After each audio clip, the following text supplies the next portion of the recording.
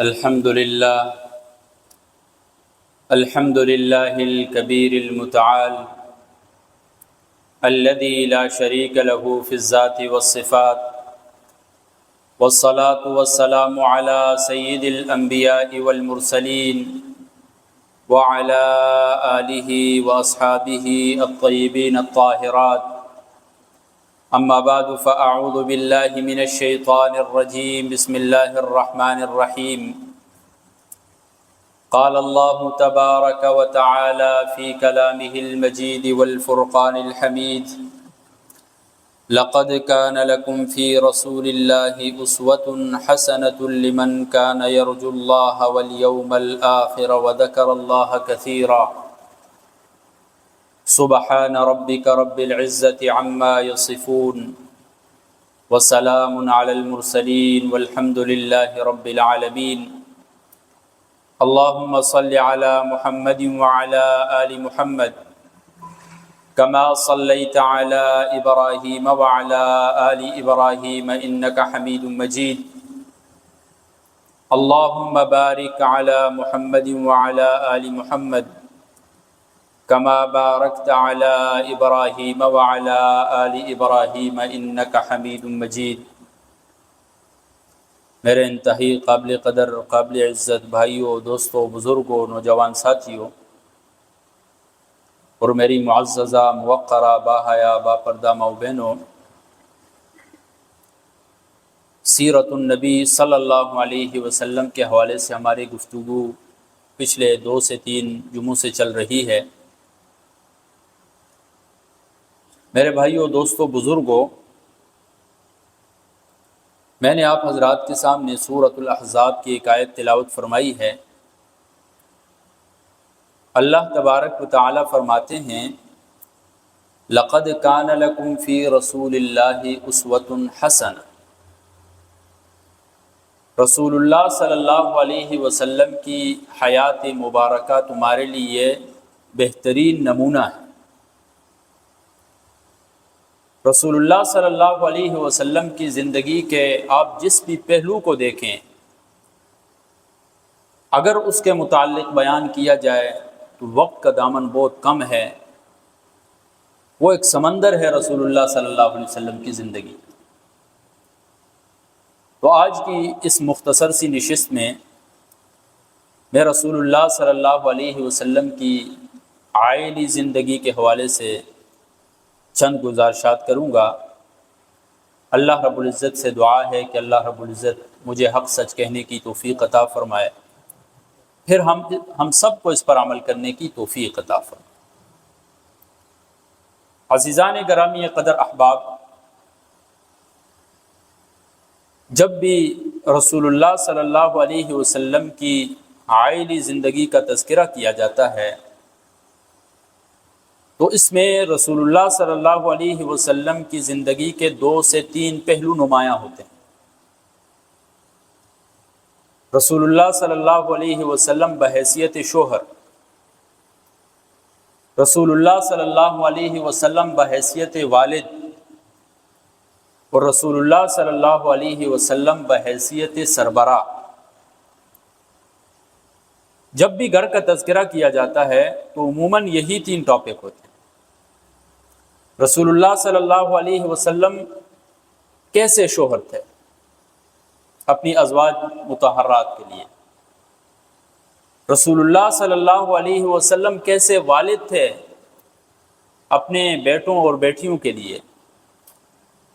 اور رسول اللہ صلی اللہ علیہ وسلم کیسے آقا اور سربراہ تھے اپنے خادمین، اپنے نوکر چاکروں کے لیے. رسول اللہ صلی اللہ علیہ وسلم کی عائلی زندگی کو آپ دیکھیں تو رسول اللہ صلی اللہ علیہ وسلم نے اپنی زندگی میں 11 کے لگ بھگ علی اختلاف الاقوال شادیاں کی تھیں. اس پر بھی کفار کی طرف سے طعن و تشنیع ہوتی ہے رسول اللہ صلی اللہ علیہ وسلم پر کہ معاذ اللہ رسول اللہ صلی اللہ علیہ وسلم نے 1 سے زائد شادیاں جو ہیں وہ شہوت پرستی کی وجہ سے کی. اور ساتھ تقابل کیا جاتا ہے کہ دیکھیں حضرت عیسیٰ علیہ الصلوۃ والسلام کتنے دنیا سے بے رغبت اپنے آپ کو شہوت سے بچا رہے ہیں، اور رسول اللہ صلی اللہ علیہ وسلم کو دیکھیں معاذ اللہ کہ اپنی امت کو تو 4 تک شادیوں کی اجازت دی ہے، لیکن خود 4 سے زیادہ شادیاں کی۔ لیکن جب آپ رسول اللہ صلی اللہ علیہ وسلم کی شادیوں کے حوالے سے مطالعہ کرتے ہیں، غور و فکر کرتے ہیں، اس کے اندر جو حکمتیں چھپی ہوئی ہیں ان کے اوپر نظر ڈالتے ہیں، تو پھر حقیقت سامنے کھل کر نظر آتی۔ رسول اللہ صلی اللہ علیہ وسلم نے جب پہلا نکاح کیا، 25 سال کی عمر ہے، حضرت خدیجۃ الکبریٰ رضی اللہ تعالی عنہا کے ساتھ، اور ان کی عمر 40 سال۔ اگر رسول اللہ صلی اللہ علیہ وسلم معاذ اللہ شہوت پرست ہوتے یا لطف اندوزی کے لیے شادی کی ہوتی تو 25 سال کی عمر میں کوئی شہوت پرست انسان 40 سال کی عورت سے شادی نہیں کرتا، وہ اپنے سے کم عمر عورت کی طرف رغبت کرتا ہے۔ اور پھر آگے مزید شادیوں کو دیکھیں، رسول اللہ صلی اللہ علیہ وسلم نے سوائے حضرت عائشہ رضی اللہ تعالی عنہا کے جتنی بھی ازواج مطہرات تھی، وہ یا تو مطلقہ تھی، یا تو بیوہ تھی، یا تو ضعیف العمر تھی۔ ایک عورت کے سر پہ سایہ رکھنے کے لیے رسول اللہ صلی اللہ علیہ وسلم نے ان سے نکاح فرما لی۔ اور یہ حضرت خدیجۃ الکبریٰ رضی اللہ تعالی عنہا کے علاوہ جتنی بھی شادیاں ہوئی ہیں وہ 50 سال کی عمر کے بعد ہوئی۔ تو 50 سال کی عمر میں انسان جو ہے اگر کوئی یہ اعتراض کرتا ہے کہ شہوت پرستی کی حالت میں کی ہے یا لطف اندوزی کے لیے کی ہے، تو یہ اعتراض جو ہے اسے عقل بھی تسلیم نہیں کرتی۔ رسول اللہ صلی اللہ علیہ وسلم نے اتنی زیادہ جو شادیاں کی ہیں، ان میں پہلی مصلحت جو تھی وہ تھی تعلیمی مصلحت۔ نصف معاشرہ اگر مرد ہیں تو دوسرا نصف معاشرہ جو ہے وہ عورتیں ہیں، اور دین اسلام جو ہے جس طرح مردوں کے لیے نازل ہوا اسی طرح عورتوں کے لیے بھی برابر کا نازل ہوا ہے۔ تو جس طرح مرد رسول اللہ صلی اللہ علیہ وسلم کے پاس اپنے معاملات لے کر آتے، اپنے مسائل پوچھتے تھے رسول اللہ صلی اللہ علیہ وسلم سے، اسی طرح عورتیں بھی تو رسول اللہ صلی اللہ علیہ وسلم کے پاس آیا کرتی تھیں۔ لیکن بسا اوقات ایسے مسائل ہوتے تھے، ایسے خفیہ مسائل ہوتے تھے کہ یا تو عورتیں پوچھنے میں شرماتی تھی یا رسول اللہ صلی اللہ علیہ وسلم بتانے میں شرماتے تھے۔ رسول اللہ صلی اللہ علیہ وسلم کے حوالے سے آتا ہے وہ تو ایک جوان عورت سے بھی زیادہ حیادار تھے رسول اللہ صلی اللہ علیہ وسلم۔ تو اس وجہ سے ضرورت تھی کہ رسول اللہ صلی اللہ علیہ وسلم چند ایسی عورتوں کی تربیت فرمائیں کہ وہ معاشرے کے اندر دین اسلام کو پھیلائیں، اور معاشرے کا ایک بہت بڑا حصہ جو عورتوں کی شکل میں ہے وہ ان کی طرف رجوع کرے، ان سے اپنے مسائل پوچھے، اپنے معاملات حل کریں۔ اس وجہ سے رسول اللہ صلی اللہ علیہ وسلم نے اتنی زیادہ شادیاں کی، اور اس کی بہت سی مثالیں ملتی ہیں۔ اسی طرح رسول اللہ صلی اللہ علیہ وسلم نے دینی مصلحت کے لیے بھی شادی کی۔ عرب کا معاشرہ تھا، عرب کے معاشرے میں جس کو منہ بولا بیٹا بنا دیا جاتا تھا اس کو حقیقی بیٹے جیسے حقوق دیے جاتے تھے، اور یہ ان کا ایک نسل در نسل عقیدہ بن چکا تھا، ایک مذہب بن چکا تھا ان کا۔ تو اللہ تبارک و تعالی نے ان کو اس جہالت سے نکالنا تھا، اس کے لیے اللہ تبارک و تعالی نے رسول اللہ صلی اللہ علیہ وسلم سے عملی اقدام کرایا۔ عملی اقدام کس طرح کرایا؟ حضرت زید رضی اللہ تعالیٰ عنہ یہ غلام تھے اور رسول اللہ صلی اللہ علیہ وسلم کو ہدیہ کیے گئے۔ رسول اللہ صلی اللہ علیہ وسلم کے پاس تھے کہ ان کے والد آئے، رسول اللہ صلی اللہ علیہ وسلم نے اختیار دیا کہ آپ چاہیں تو والد کے ساتھ چلے جائیں، چاہیں تو میرے پاس رہ لیں۔ انہوں نے کہا میں رسول اللہ صلی اللہ علیہ وسلم کی معیت کو اختیار کرتا ہوں۔ تو رسول اللہ صلی اللہ علیہ وسلم نے انہیں اپنا منہ بولا بیٹا بنا دیا۔ جب منہ بولا بیٹا بنایا تو صحابہ نے زید بن محمد کہنا شروع کر دیا، تو فوراً قرآن کی آیت اتری ادعوہم لآبائہم ہوا اقسط عند اللہ، جتنے بھی لے پالک ہیں ان کو اپنے والدین کے نام سے پکار۔ اور پھر ان کی شادی ہوئی حضرت زینب بنت جحش رضی اللہ تعالیٰ عنہا کے ساتھ، اور پھر انہوں نے چونکہ وہ اعلیٰ خاندان سے تھی تو ان کے درمیان جدائیگی ہو گئی، رسول اللہ صلی اللہ علیہ وسلم کی چاہت ہوتی تھی کہ میں شادی کروں ان سے، لیکن وہ خوف محسوس کر رہے تھے، کیونکہ معاشرے میں پہلے سے ایک طور طریقہ چل رہا تھا کہ لے پالک کی بیوی سے کوئی شادی نہیں کر سکتا ہے، اپنی لے پالک کی بیوی سے۔ تو اللہ تبارک و تعالیٰ نے فرمایا وَتَخْشَى النَّاسَ وَاللَّهُ أَحَقُّ أَن تَخْشَى، آپ لوگوں کا خوف محسوس کرتے ہیں جبکہ اللہ تبارک و تعالیٰ زیادہ حقدار ہے کہ اس سے ڈرا جائے۔ فَلَمَّا قَضَى زَيْدٌ مِّنْهَا وَطَرًا زَوَّجْنَاكَهَا، اللہ تبارک و تعالیٰ خود فرما رہے ہیں جب زید نے ان سے جدائیگی اختیار کر لی، زَوَّجْنَاكَهَا، ہم نے آپ کا نکاح کرا دیا اس کے ساتھ، لِكَيْ لَا يَكُونَ عَلَى الْمُؤْمِنِينَ حَرَجٌ، تاکہ مومنوں کے اوپر، مسلمانوں کے اوپر حرج جو ہے وہ ختم ہو جائے۔ یہ حکمت تھی، ایک دینی حکمت تھی، ایک دور جاہلیت کی رسم تھی، اس کو ختم کرنا تھا اللہ تبارک و تعالیٰ نے، اور اس شادی کے ذریعے اس کو ختم کرنا۔ اسی طرح رسول اللہ صلی اللہ علیہ وسلم کی بعض شادیوں میں معاشرتی حکمت بھی تھی، نسب رشتہ داریاں ان کو مضبوط کرنا بھی تھا۔ انہی میں حضرت عائشہ رضی اللہ تعالی عنہ اور حضرت حفصہ رضی اللہ تعالی عنہ، جو کہ ایک حضرت ابوبکر صدیق رضی اللہ تعالیٰ عنہ کی بیٹی ہیں اور دوسری حضرت عمر فاروق رضی اللہ تعالیٰ عنہ کی بیٹی، ان سے شادی فرمائی تاکہ مزید رشتہ داریاں بڑھیں۔ اسی طرح رسول اللہ صلی اللہ علیہ وسلم نے بسا اوقات سیاسی مصلحت کے تحت بھی شادی فرمائی تاکہ عرب کے قبائل جو ہیں وہ رسول اللہ صلی اللہ علیہ وسلم کی طرف، دین اسلام کی طرف راغب ہوں اور دین اسلام قبول کریں۔ اسی کی ایک مثال آپ دیکھیں، حضرت جویریہ رضی اللہ تعالیٰ عنہ رسول اللہ صلی اللہ علیہ وسلم کی زوجہ محترمہ ہیں۔ جب غزوہ بنی مصطلق ہوا اور وہاں کے سردار حارث کی یہ بیٹی تھی، یہ قید ہو کر آ گئی اور بہت سے رشتہ دار ان کے بھی قید ہو کر آئے، تو صحابہ نے رسول اللہ صلی اللہ علیہ وسلم کو عطا کی، رسول اللہ صلی اللہ علیہ وسلم نے بدلے کتابت عطا کی اور ان سے نکاح فرمایا۔ جب صحابہ کو پتہ چلا کہ حضرت جویریہ رضی اللہ تعالی عنہ جو کہ حارث جو سردار ہیں ان کی بیٹی ہیں، وہ رسول اللہ صلی اللہ علیہ وسلم کے نکاح میں آ گئی ہیں اور ان کے رشتہ دار ہماری قید میں، وہ ایسا نہیں ہو سکتا۔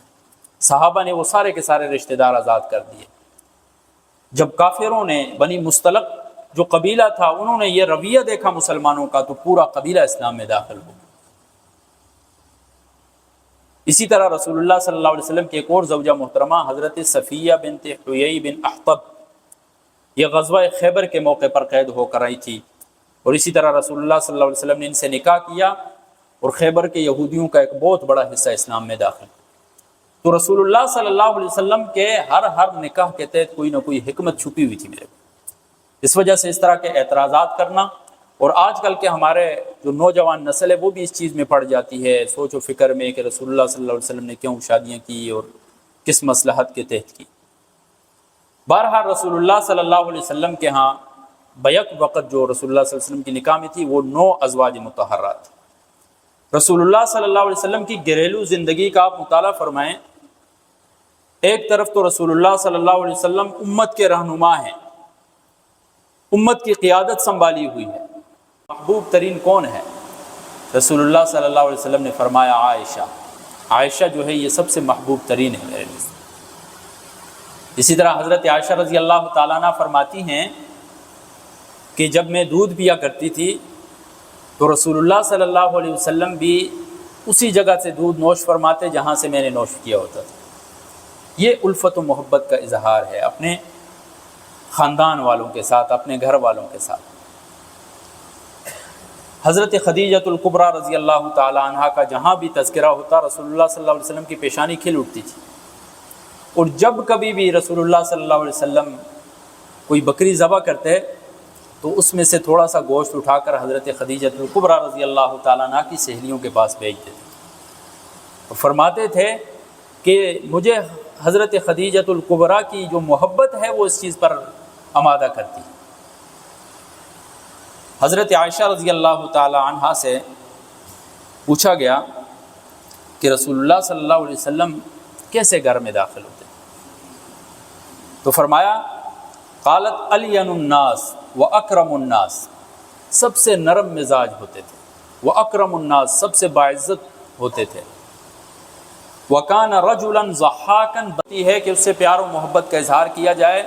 بیوی کے علاوہ دنیا جہان کی عورتوں کے لیے لوگ جو ہیں معاشرے میں بھرمار ہے، لوگ محبت کا اظہار بھی کرتے ہیں، بہت کچھ کرتے ہیں، جبکہ بیوی حقدار ہے اس کے ساتھ اپنی محبت کا اظہار کیا جائے۔ اسی طرح رسول اللہ صلی اللہ علیہ وسلم کا آپ گھر بھی دیکھیں، ہر طرح کی ضروری نہیں ہے کہ بیوی ہمیشہ بیوی ہی جائز ہو، پڑھی لکھی بیویاں بھی ہوتی ہیں۔ اگر کسی فن میں وہ ماہر ہے، اس نے کسی فن کے اندر پی ایچ ڈی کی ہوئی ہے یا اس میں تعلیم حاصل کی ہوئی ہے، اس چیز کے حوالے سے آپ اس سے مشورہ کر سکتے ہیں۔ بیوی ہے، اس نے دینی تعلیم حاصل کی ہوئی ہے، اسے آپ مشورہ کریں دین کے حوالے سے اور اسے تسلیم کریں۔ یہ اصل حسن ہے زندگی کا میرے بھائی۔ یہ رسول اللہ صلی اللہ علیہ وسلم کی حیات مبارکہ سے ہمیں یہ سبق ملتا ہے۔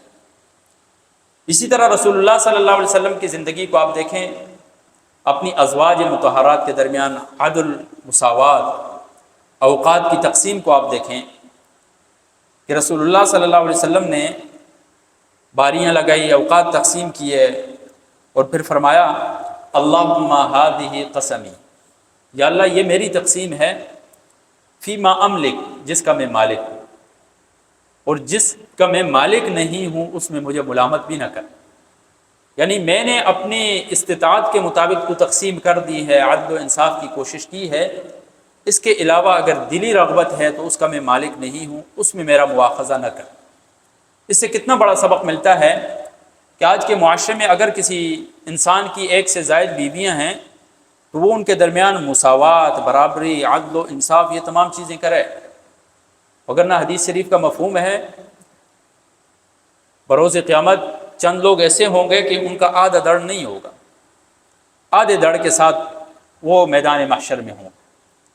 پوچھا جائے گا کہ ان کا آدھا دڑ کیوں نہیں ہے، تو بتایا جائے گا کہ یہ وہ لوگ ہیں جنہوں نے ایک سے زائد شادیاں کی تھی اور ان میں عدل و انصاف نہیں کیا۔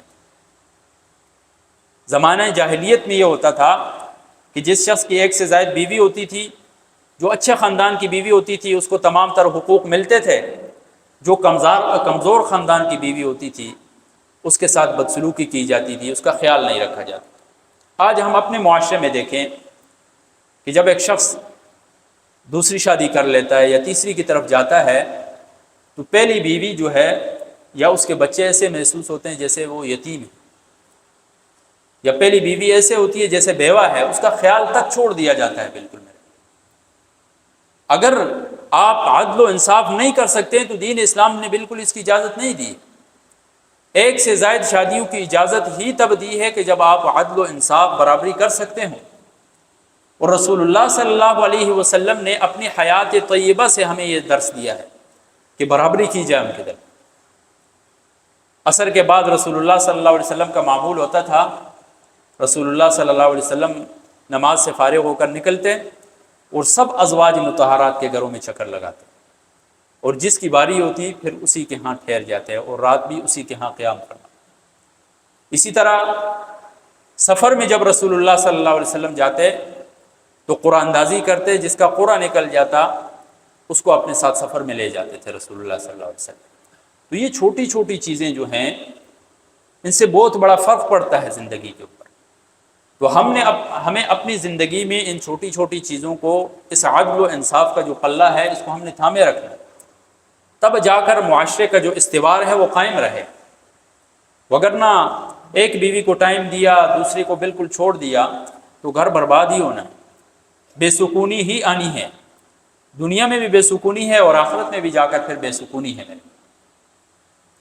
اسی طرح رسول اللہ صلی اللہ علیہ وسلم کی حیات طیبہ سے ہمیں ایک یہ سبق بھی ملتا ہے، رسول اللہ صلی اللہ علیہ وسلم اپنی حیات طیبہ میں اپنی ازواج مطہرات سے خوش طبعی، مزاح وغیرہ بھی کیا کرتے تھے، ان سے ہنسی مذاق بھی کیا کرتے تھے رسول اللہ صلی اللہ علیہ وسلم۔ حضرت عائشہ رضی اللہ تعالیٰ عنہ فرماتی ہیں، ایک دفعہ رسول اللہ صلی اللہ علیہ وسلم نے میرے ساتھ دوڑ کا مقابلہ کیا اور میں آگے نکل گئی، پھر دوبارہ موقع آیا، دوبارہ رسول اللہ صلی اللہ علیہ وسلم نے اور میں نے دوڑ کا مقابلہ کیا تو رسول اللہ صلی اللہ علیہ وسلم آگے نکل گئے اور فرمایا ہذہ تلک بتلک، یہ پچھلی باری کا بدلہ ہے۔ اسی طرح رسول اللہ صلی اللہ علیہ وسلم حضرت عائشہ رضی اللہ تعالی عنہا کے ساتھ اتنی خوش طبعی فرمایا کرتے تھے. ایک دفعہ حبشی جو ہیں وہ اپنے برچھوں کے ساتھ کھیل رہے تھے تو حضرت عائشہ رضی اللہ تعالی عنہا آئیں. رسول اللہ صلی اللہ علیہ وسلم نے انہیں اپنے پیچھے چھپایا اور کندھے کے اوپر اپنی تھوڑی رکھ کر وہ ان کی طرف دیکھ رہی تھی. تو اس سے ہمیں معلوم ہوتا ہے کہ اپنے گھر والوں کو جو ہے جائز جو تفریحات ہوتی ہیں ان کی طرف بھی لے کر جانا چاہیے. صرف گھر میں بند کر کے نہیں رکھنا چاہیے. جائز تفریحات کے لیے اپنی استطاعت کے مطابق آپ باہر نکالیں، انہیں سفر پر لے کر جائیں، سیر و تفریح کے لیے انہیں لے کر جائیں. یہ تمام یہ سنت کے پہلو ہیں میرے بھائی. لیکن اس میں سب سے بڑا خیال کیا جائے پردے کا. آج کل ہمارے جو سیر و تفریح کے مقامات ہیں سب سے زیادہ وہاں پر بے حیائی ہے، سب سے زیادہ بے پردگی وہاں پر. تو آپ سیر و تفریح کے لیے بھی لے کر جائیں لیکن باپردہ لے کر جائیں، پردے کا اہتمام فرمائیں. شریعت کے جو حدود ہیں ان کو کراس نہ کریں کبھی بھی میرے. اس کے ساتھ ساتھ رسول اللہ صلی اللہ علیہ وسلم اپنی ازواج مطہرات کی دینی تربیت کیا کرتے تھے. تہجد کے وقت اٹھتے، حضرت عائشہ کو جگاتے، فرماتے یا عائشہ قومی فصلی، نماز پڑھو. اس سے ہمیں کیا سبق ملتا ہے کہ وقتاً فوقتاً اپنے گھر والوں کی دینی تربیت کرنی چاہیے. اگر آپ خود دین کا علم رکھتے ہیں تو خود تربیت کریں، خود ان کو دین کا علم سکھائیں، دین کے احکام سکھائیں، عورتوں کے جو مخصوص احکام ہیں وہ سکھائیں. اگر آپ خود نہیں سکھا سکتے ہیں تو آج کل ٹیکنالوجی کا زمانہ ہے، آن لائن کتنے کورسز ہوتے ہیں، پردے کے انتظام کے ساتھ گھر بیٹھے وہ بہت کچھ سیکھ سکتی ہے. آپ انہیں سیکھنے کا موقع فراہم کریں.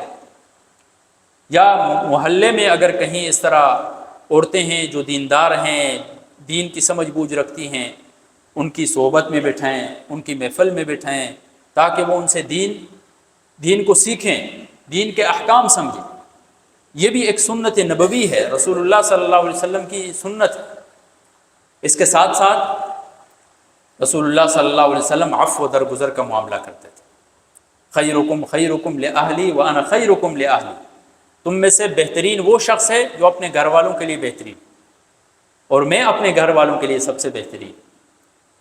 تو میرے بھائیو، دوستو، بزرگوں، ہم میں سے آج ہمارے معاشرے میں بعض لوگ ایسے ہوتے ہیں گھر گئے اور گھر جا کر مکمل عبادات میں مصروف ہو گئے، نہ ان سے کوئی بات کر سکتا ہے، نہ کوئی چیز مانگ سکتا ہے. اس طرح کے اطوار، اس طرح کا رویہ نہیں اختیار کرنا چاہیے. رسول اللہ صلی اللہ علیہ وسلم اپنے گھر میں عبادات بھی کرتے تھے، اپنی ازواج مطہرات کو بھی ٹائم دیتے تھے. رسول اللہ صلی اللہ علیہ وسلم گھر کے کام کاج بھی کیا کرتے تھے.